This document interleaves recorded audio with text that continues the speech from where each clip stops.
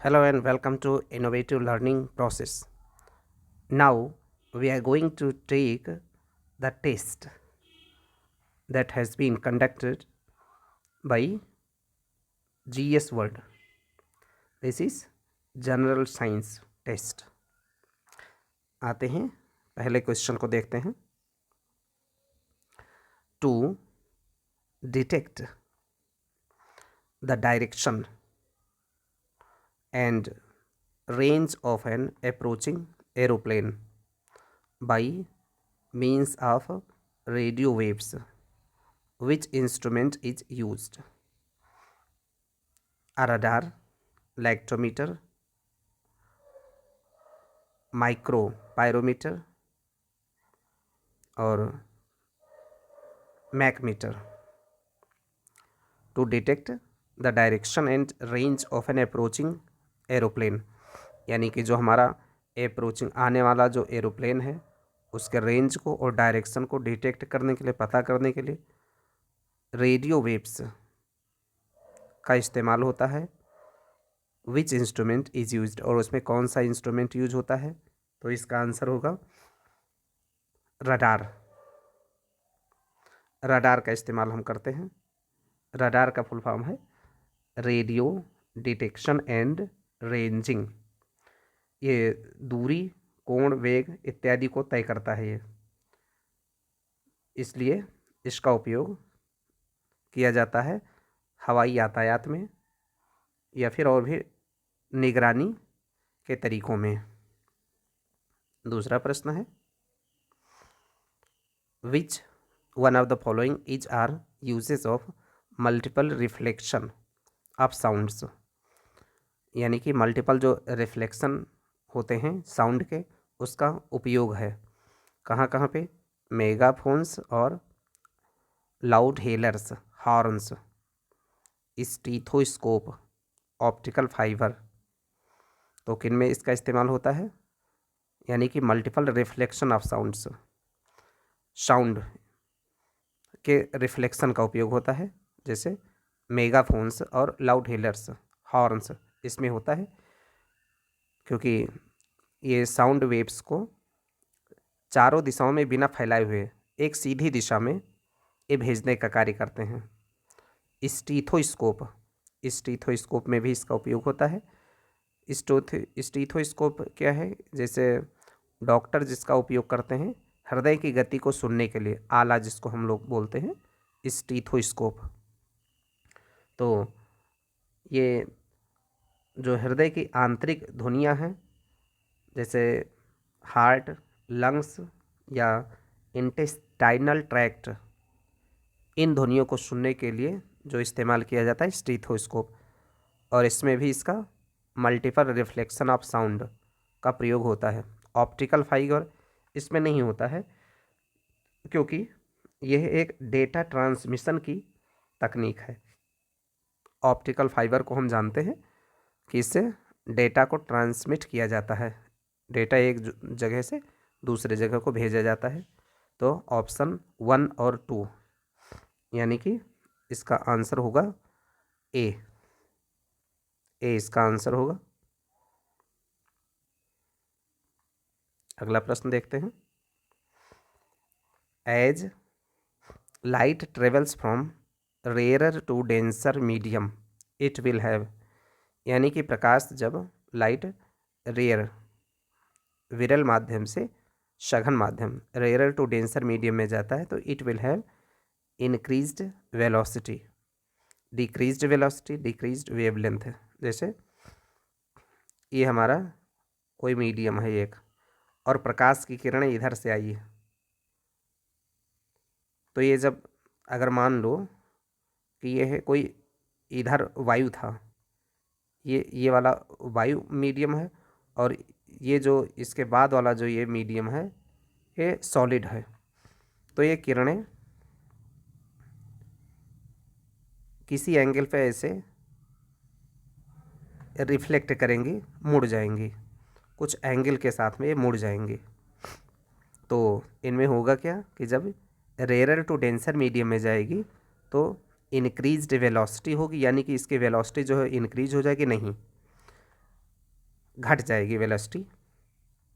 तो decreased velocity और decreased wavelength. Wavelength क्या होता है? तरंग की लंबाई होती है। जैसे अगर कोई तरंग ऐसे है, ऐसे जा रही है, तो इसकी जो तरंग की लेंथ होगी, ये इसकी तरंग की लेंथ है। ये इसका तरंग की लेंथ है। तो जब इसकी वेलोसिटी अगर कम पड़ जाएगी तो इसका वेवलेंथ भी घट जाएगा, यानी कि बी और सी, यानी कि आंसर होगा डी। उसका रीज़न ये है कि जो वेलोसिटी होती है ये इज प्रोपोर्शनल टू वेवलेंथ, यानी कि लैम्डा। जो वेवलेंथ है इसका, वेवलेंथ के और वेलोसिटी ये प्रोपोर्शनल, एक दूसरे के समानुपात में होते हैं। अगर वेवलेंथ इसकी वेलोसिटी अगर घट जाती है तो वेवलेंथ भी इसका घट जाएगा। तो इस प्रकार से इसका आंसर होगा डी। चौथा देखते हैं। Some communicable diseases spread by means of droplets. कुछ जो कम्युनिकेबल डिजीजेज है वो ड्रॉपलेट्स के माध्यम से फैलती हैं। The droplets of saliva and nasopharyngeal secretions may contain millions of bacteria and viruses। ये कह रहा है कि some communicable diseases spread by means of droplets। कुछ जो communicable diseases हैं वो ड्रॉपलेट के द्वारा फैलती हैं। सही वह द ड्रॉपलेट्स ऑफ सैलिवा मीन्स जो लार के जो कण होते हैं, एंड नेजो फेरेंजल सेक्रेशंस या नाक से कुछ निकलने वाला जो सेक्रेशन होता है, में contain millions of bacteria and virus. इसमें बहुत सारे बैक्टीरिया और वायरस हो सकते हैं। तो ये भी सही है। इस प्रकार से हमारा जो आंसर होगा कि both A and R true and correct explanation of A, यानी इसका आंसर होगा ए। दोनों ही बातें ठीक हैं।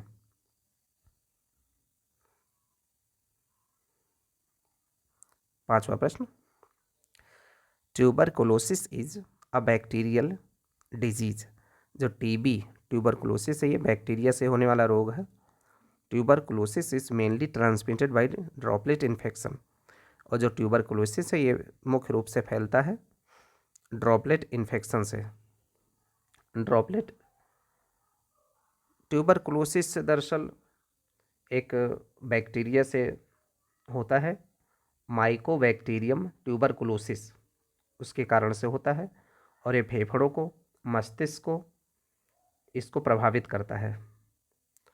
मुख्यतः हवा में फैलता है, जैसे म्यूकस या फिर इस तरीके से कोई इन्फेक्टेड पर्सन के आसपास में रहने से फैल सकता है।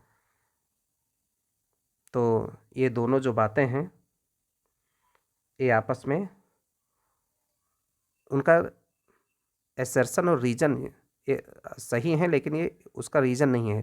Tuberculosis is a bacterial disease, ये सही है। और tuberculosis is mainly transmitted by droplet infection, ये ड्रॉपलेट इन्फेक्शन से फैलता है, ये भी सही है, लेकिन उसका एक कारण नहीं है। तो इसलिए इसका आंसर होगा कि सही व्याख्या ये नहीं करता है, यानी कि सही तो है दोनों स्टेटमेंट, लेकिन व्याख्या सही नहीं करता। आंसर बी होगा इसका, बी आंसर, यानी कि both A and R true but are not the correct explanation of A. तो इसका आंसर हमारा होगा बी। अगला प्रश्न देखते हैं, छठा।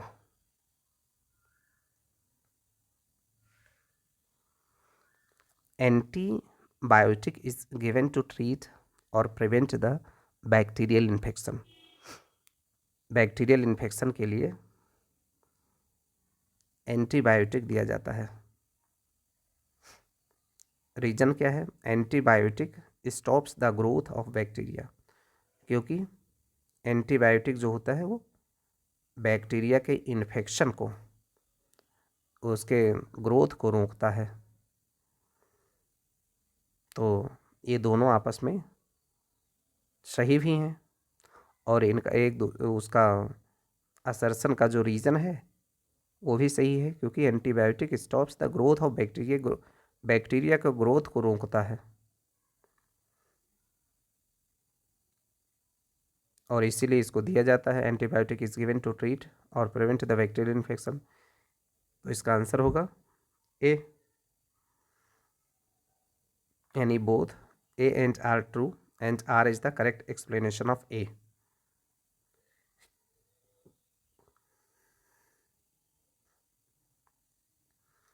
The apparatus used in submarines to give a clear view of the object on the surface of the ocean or ground is known as, यानी कि एज उपकरण जो सबमरीन को क्लियर व्यू देखने के लिए उपयोग किया जाता है on the surface of ocean और ग्राउंड, ओशन या ग्राउंड पे, वो क्या है? तो आंसर इसके ऑप्शन है पेरिस्कोप, सेक्सटेंट और स्टीरियोस्कोप, टेलीस्कोप। तो इसका हमारा आंसर होगा पेरिस्कोप। पेरिस्कोप किस तरीके से होता है? जैसे इस तरीके से पेरिस्कोप, एक यहाँ मिरर लगा होता है और एक यहाँ M1 मिरर और यहाँ M2 मिरर। ऑब्जेक्ट कोई यहाँ पे रखी है, कोई ऑब्जेक्ट यहाँ पे रखी है और हम यहाँ से देखना चाह रहे हैं, तो ये वाला जो ऑब्जेक्ट का जो पहले रिफ्लेक्शन यहाँ से होगा, ये वाला मिरर, और ये रिफ्लेक्ट करके इधर भेजेगा और इधर से फिर हमको इधर दिखाई देगा। तो इसको हम कहते हैं पेरिस्कोप। ऐसा इसलिए करते हैं विशेष करके रक्षा क्षेत्र में, क्योंकि हम बिल्कुल फ्रंट में नहीं आना चाहते हैं। रक्षा क्षेत्र में हम अपने आप को फ्रंट में नहीं लाना चाहते हैं, बल्कि हम किसी दूसरे एंगल पर रह के और उसके चित्र को देखना चाहते हैं। तो ये है हमारा आंसर पेरिस्कोप। तो इस तरीके से हमारा जो सबमरीन्स जो डिफेंस के क्षेत्र में उपयोग होता है वो पेरिस्कोप है।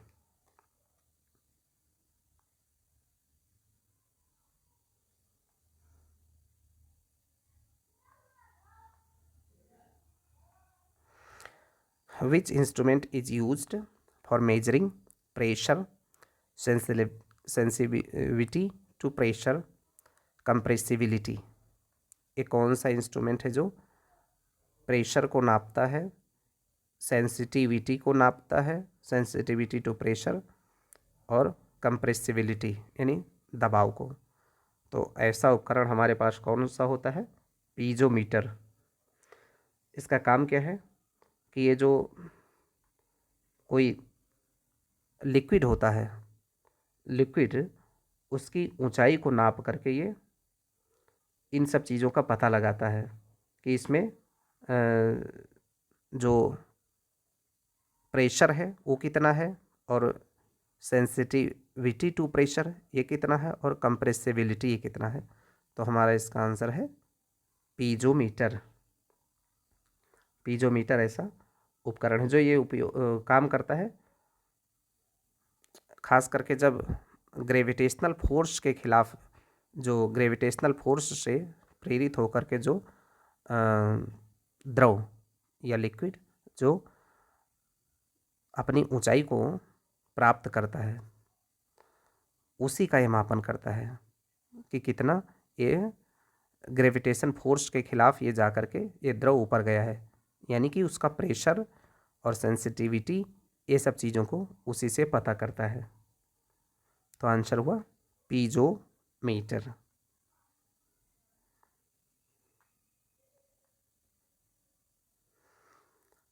नेक्स्ट क्वेश्चन है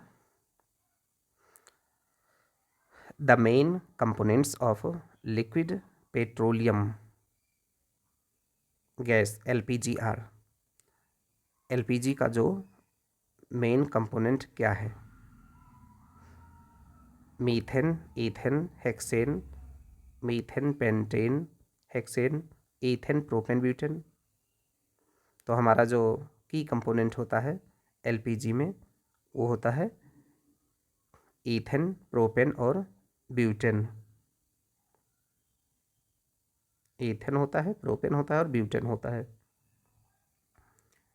क्योंकि ये हाइड्रोकार्बन्स एलपीजी जो होता है ये 3 या 4 कार्बन के जो एटम्स होते हैं उन्हीं के बना हुआ होता है, और एथेन, प्रोपेन और ब्यूटेन इसके जो मुख्य घटक हैं।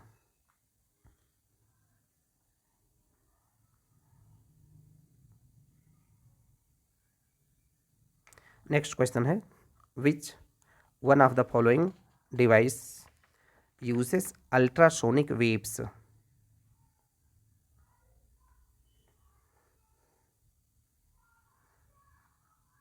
Ultrasonic waves for getting images of internal organs of human body. जो ह्यूमन बॉडी के इंटरनल ऑर्गन को का चित्र लेते हैं वो कौन से डिवाइस है जो अल्ट्रासोनिक वेव्स का इस्तेमाल करता है? तो ये है अल्ट्रासाउंड स्कैनर। अल्ट्रासाउंड स्कैनर यही शरीर के अंदर की तस्वीर बनाने के लिए अल्ट्रासोनिक वेव्स का उपयोग करता है। Answer A.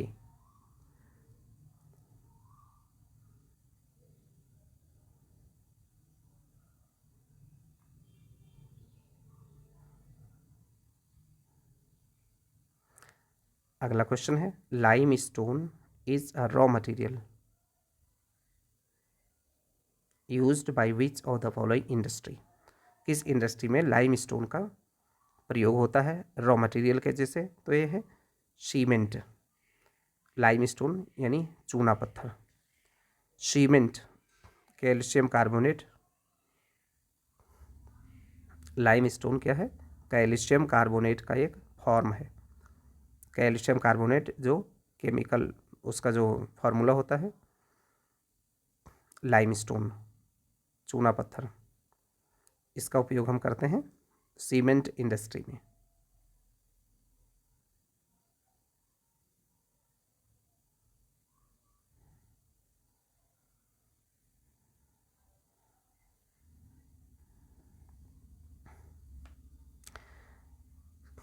Phenol is used in the manufacture of which one of the following? PVC, nylon, polystyrene, bakelite. Phenol का उपयोग होता है किसको बनाने में? तो फिनॉल का सबसे ज़्यादा जो उपयोग होता है प्लास्टिक के जो वस्तुएं हैं उनको बनाने के लिए, खास करके पॉली कार्बोनेट, बेकेलाइट, नायलॉन, इन सबों में इसका उपयोग होता है।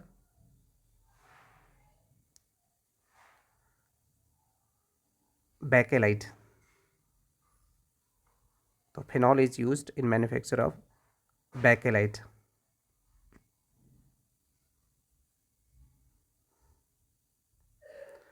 फिनॉल का प्रयोग हम करते हैं बेकेलाइट बनाने में। इसके अलावा इसके फार्मास्यूटिकल जो दवाओं के उत्पादन में और भी तमाम सारे इसके उपयोग होते हैं फिनॉल के।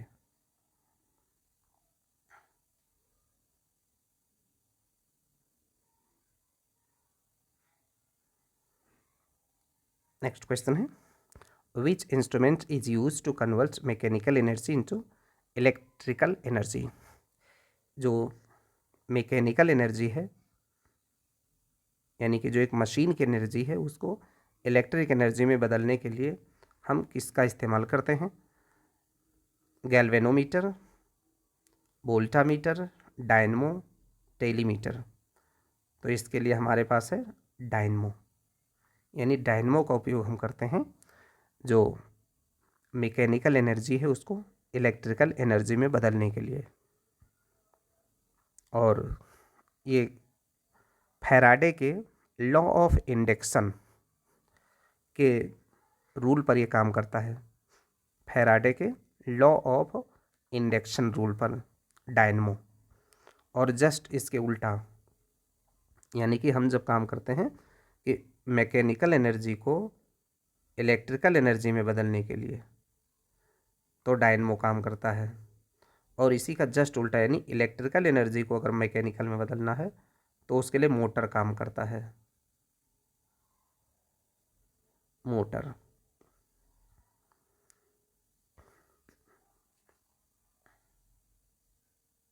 नेक्स्ट क्वेश्चन,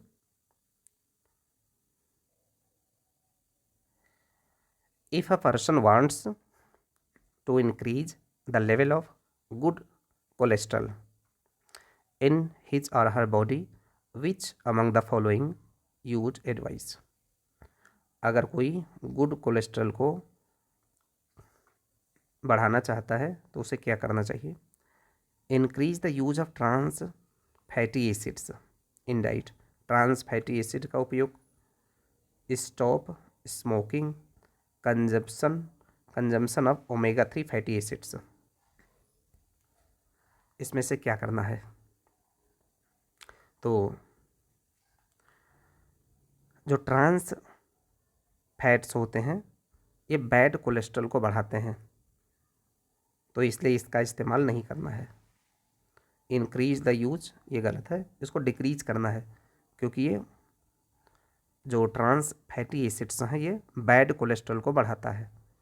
बैड कोलेस्ट्रॉल यानी जो हमें नहीं चाहिए शरीर में, और जो गुड कोलेस्ट्रॉल है उसको एक कम करेगा। तो इसके लिए हमारे पास है कि स्मोकिंग को रोकना है और consumption of omega 3 fatty acids, जो ओमेगा 3 फैटी एसिड्स है इसको ज़्यादा उपयोग करना है। यानी कि हमारा आंसर होगा 2 और 3, सी आंसर होगा इसका।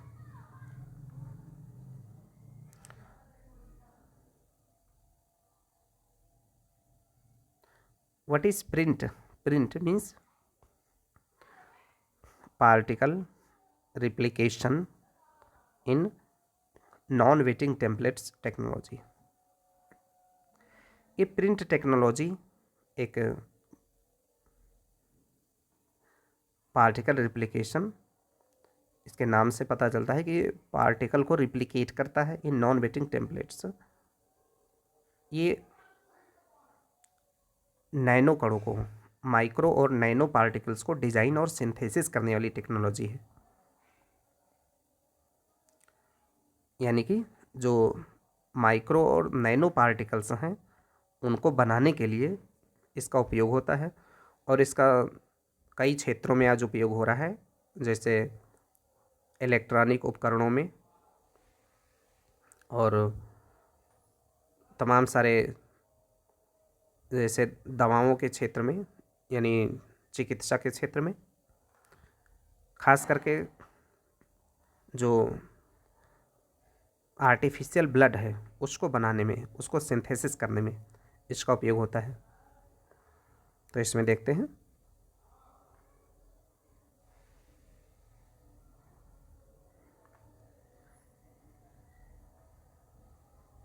15 का AC, print technology. It is a new technology related to synthesis of artificial blood. यानी कि आर्टिफिशियल ब्लड बनाने में इस प्रिंट टेक्नोलॉजी का उपयोग होता है। प्रिंट यानी particle replication in non wetting templates.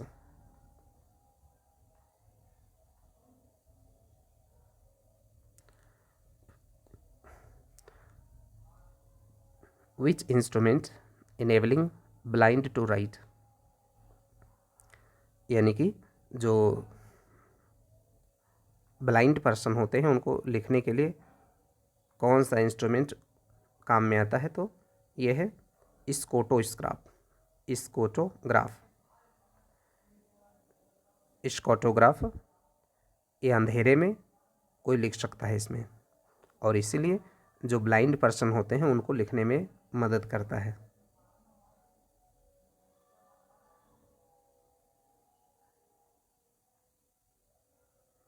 Next question देखते हैं।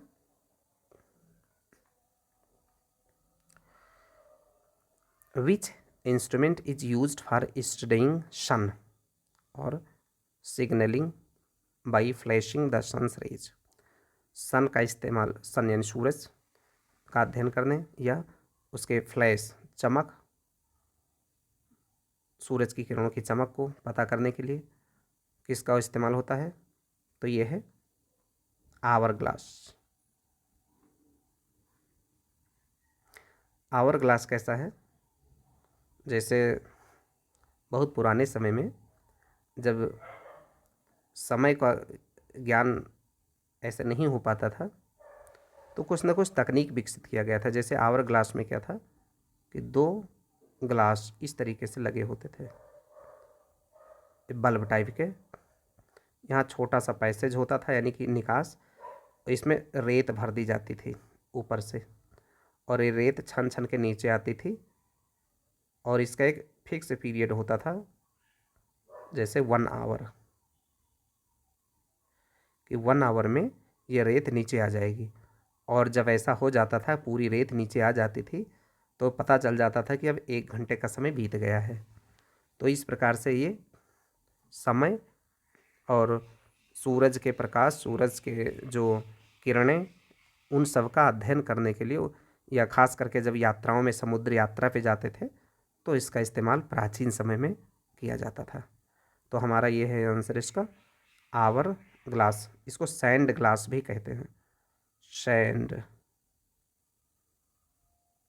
ग्लास, आवर ग्लास या सैंड ग्लास।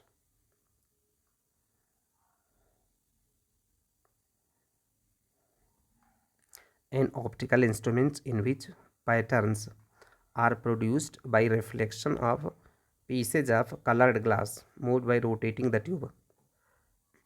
यानी कि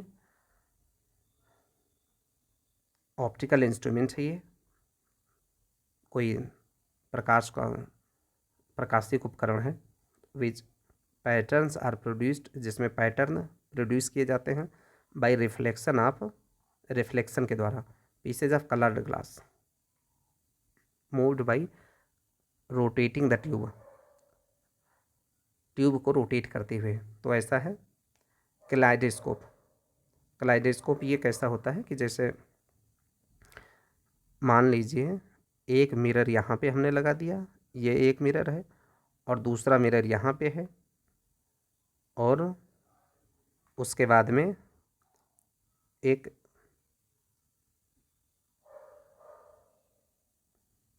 तीसरा मिरर है, इस तरीके से। एक साइड ये मिरर, फिर दूसरा साइड का मिरर है ये, और तीसरे साइड का मिरर है, और ऐसे इसको हमने 3 मिरर को ऐसे लगा दिया, और इस साइड में हमने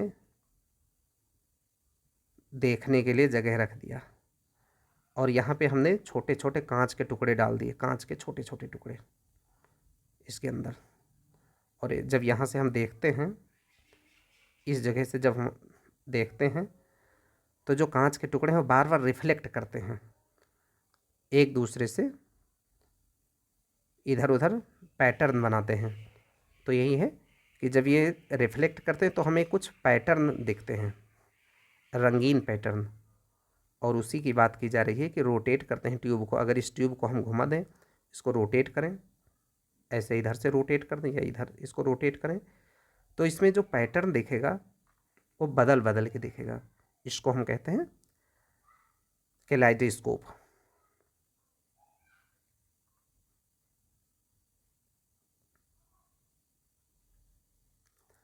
When the source is moving towards the observer at rest, the apparent frequency, यानी कि जब कोई source of moving towards observer at rest, कोई ऑब्जर्वर है और जो कोई सोर्स है, जैसे ऑब्जर्वर सपोज करिए यहाँ पर है, ये ऑब्जर्वर है और यहाँ से ये ट्रेन जहाँ से कोई साउंड आ रही है is moving towards the observer at rest, the apparent frequency, तो इसकी जो फ्रिक्वेंसी है वो क्या होगी, इंक्रीज होगी, डिक्रीज होगी, क्या होगी। तो ऐसे केस में इसकी जो फ्रिक्वेंसी है ये बढ़ जाएगी। फ्रिक्वेंसी क्या है, जैसे इसको हम ऐसे कह सकते हैं,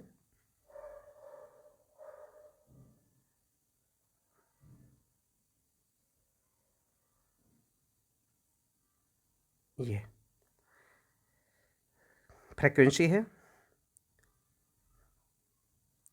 थोड़े यहाँ पे देखते हैं कि एक चक्कर लगाने में इस तरंग को ज़्यादा समय लग रहा है और यहाँ पे जल्दी जल्दी ये चक्कर लगा रही है, फ्रीक्वेंसी यहाँ पे बढ़ रही है।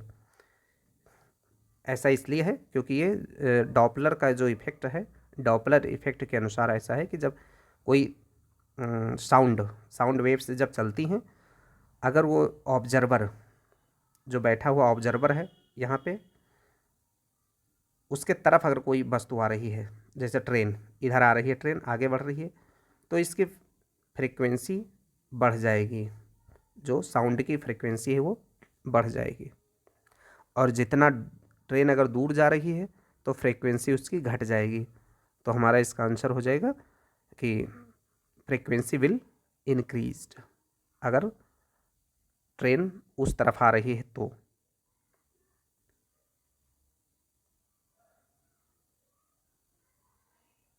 अगला क्वेश्चन है, the military applications of Doppler's effect are, जो डॉपलर इफेक्ट है इसका जो मिलिट्री एप्लीकेशन हो क्या है, तो location of submarines, control of anti submarine weapons, depth measurement of sea. यानी कि इसमें से वो सारे काम हैं, ऑल ऑफ दोज, यानी कि हम सभी काम कर सकते हैं मेजरमेंट ऑफ सी। जैसा अभी हमने पहले बात किया था कि जो डॉपलर इफेक्ट है वो मेन ये बताता है कि जो कोई साउंड वेव्स है वो किसी ऑब्जर्वर के पास पहुंचती है तो कितनी स्पीड में वो पहुंच रही है। जैसे ट्रेन आ रही है तो डॉपलर इफेक्ट से हम पता कर सकते हैं कि वो ट्रेन कितनी स्पीड में आ रही है और कितनी जल्दी वो हमारे पास पहुंच जाएगी, चाहे वो गहराई से हो, जैसे हम समुद्र की बात करें, और चाहे हम ज़मीन पर ट्रेन वाला अपना एग्जाम्पल ले लें। तो हमारा मिलिट्री एप्लीकेशन में सब कुछ आ जाता है, लोकेशन ऑफ सबमरीन, सबमरीन की लोकेशन, और anti submarine weapons, depth measurement of sea, यानी ये ऑल ऑफ दीज सारे जो हमारे मिलिट्री एप्लीकेशन में आते हैं। Laser is potential energy source used to include, laser जो है वो एनर्जी का सोर्स है, पोटेंशियल एनर्जी का सोर्स है, यूज्ड टू इंक्लूडिंग, ये कहाँ उपयोग होता है लेजर का, तो fission, fusion, chemical reactions, none of this हमारा आंसर है फ्यूजन रिएक्शन में।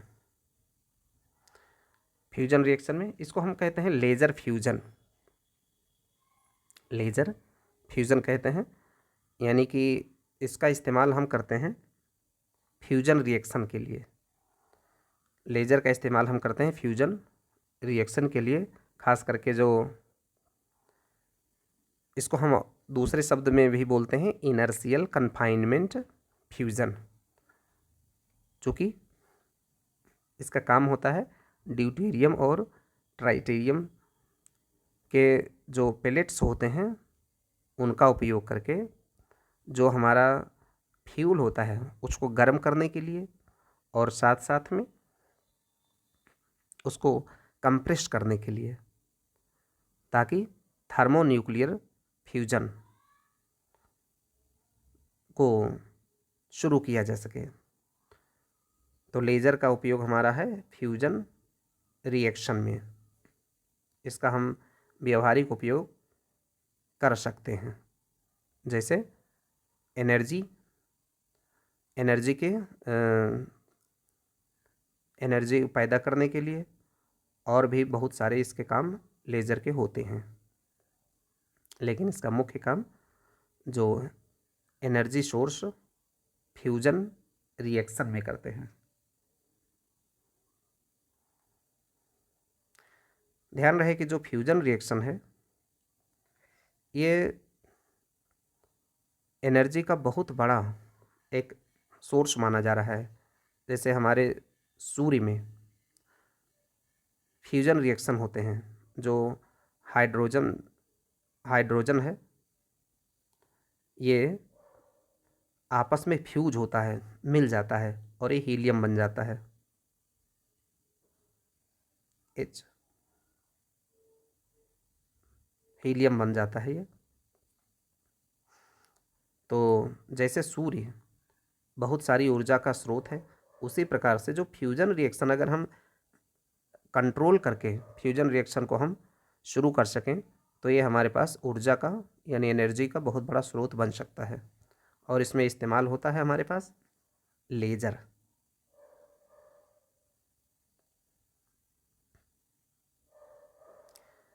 नेक्स्ट क्वेश्चन है, diamagnetic effect is present in all the materials.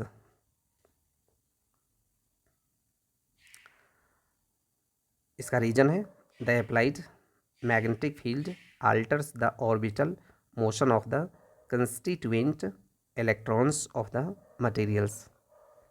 देखिए सबसे पहले हम देखते हैं कि जो डायमैग्नेटिक इफेक्ट ये है क्या।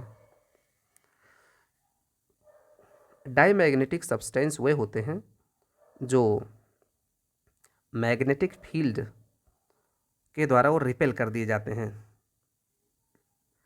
यानी कि जब मैग्नेटिक फील्ड होता है जहाँ पे चुंबकीय क्षेत्र, तो इनको ये हटा देते हैं, ऐसे सब्सटेंस हट जाते हैं, उनको हम डायमैग्नेटिक सब्सटेंस कहते हैं। ऐसा डायमैग्नेटिज्म में ऐसा होता है चूँकि ऑल इलेक्ट्रॉन्स पेयर्ड होते हैं, सारे इलेक्ट्रॉन इनके पेयर्ड होते हैं, पेयर में होते हैं, इसलिए no permanent net magnetic moment, यानी कि कोई परमानेंट जो मैग्नेटिक मोमेंट नहीं हो पाता है और इसीलिए बहुत वीक होते हैं। तो diamagnetic effect is present in all materials, ये पूरी तरीके से सही नहीं है क्योंकि diamagnetic effect is present in all the materials, सभी में ऐसा नहीं होता है। Reason the applied magnetic field alters, जो मैग्नेटिक फील्ड लगाया जाता है वो बदल देता है orbital motion of the constituent electrons, जो कंस्टिट्यूएंट इलेक्ट्रॉन्स होते हैं मटेरियल के, उनके ऑर्बिटल मोशन को बदल देता है। ये बात सही है। तो यानी असर्शन हमारा जो है स्टेटमेंट हमारा ये गलत है और हमारा रीजन ये सही है, यानी इसका A is false, D answer होगा A is false but R is true.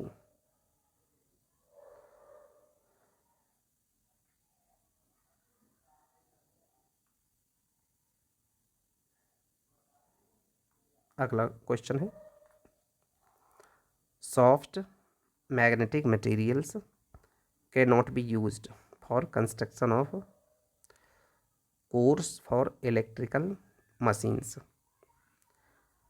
एक क्वेश्चन है सॉफ्ट मैग्नेटिक मटेरियल्स के बारे में।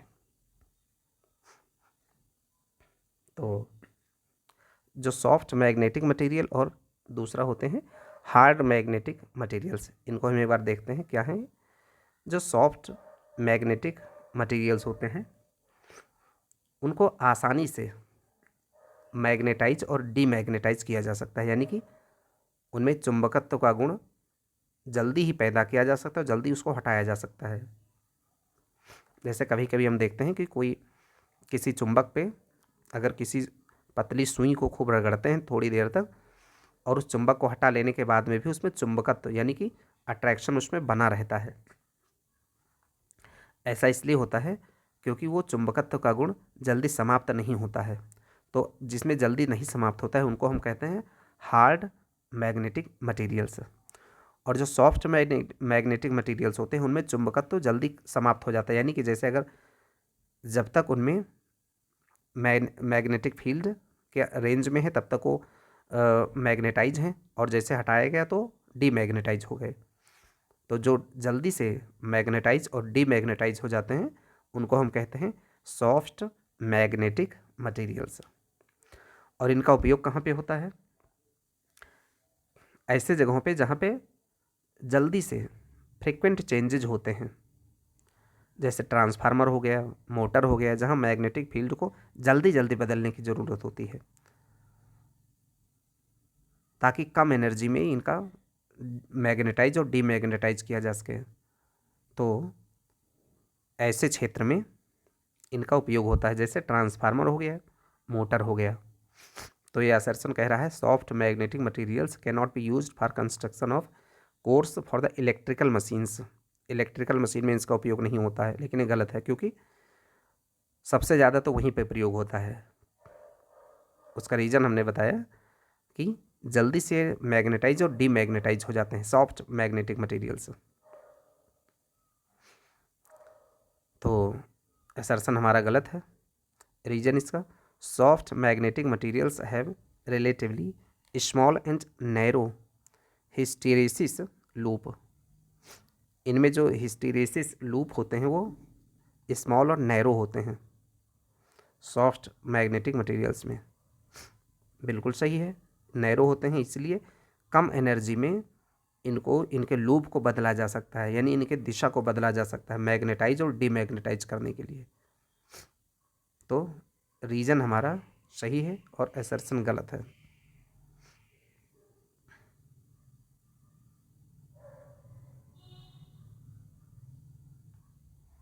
यानी आंसर होगा डी।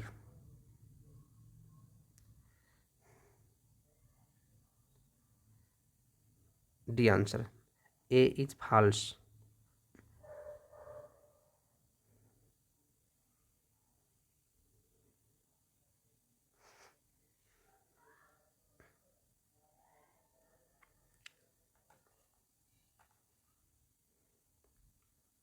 चौबीस नंबर का क्वेश्चन देखते हैं। In laser principle a photon produce another photon by the process of. यानी कि लेजर प्रिंसिपल में जो फोटोन प्रोड्यूस किया जाता है वो किस प्रक्रिया से? तो ये है फोटोन डी एक्साइट, ये आंसर होगा। फोटोन डी एक्साइट ये फोटोन का उत्पादन करता है। इस प्रक्रिया को हम कहते हैं photon de excite.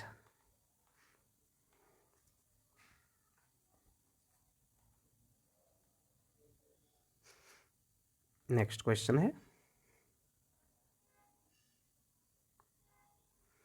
Spectroscopy is the branch of physics. Spectroscopy physics की एक ब्रांच है, deals with electromagnetic radiation emitted and absorbed I. ये स्पेक्ट्रोस्कोपी क्या है? ब्रांच ऑफ फिजिक्स है जो डील करती है इलेक्ट्रोमैग्नेटिक रेडिएशन को emitted and absorbed by atoms molecules दोनों, यानी कि ए और बी यानी कि बोथ। आंसर इसका हमारा सी होगा। स्पेक्ट्रोस्कोपी दरअसल थोड़ा हम इसको देखते हैं ये है क्या। जैसे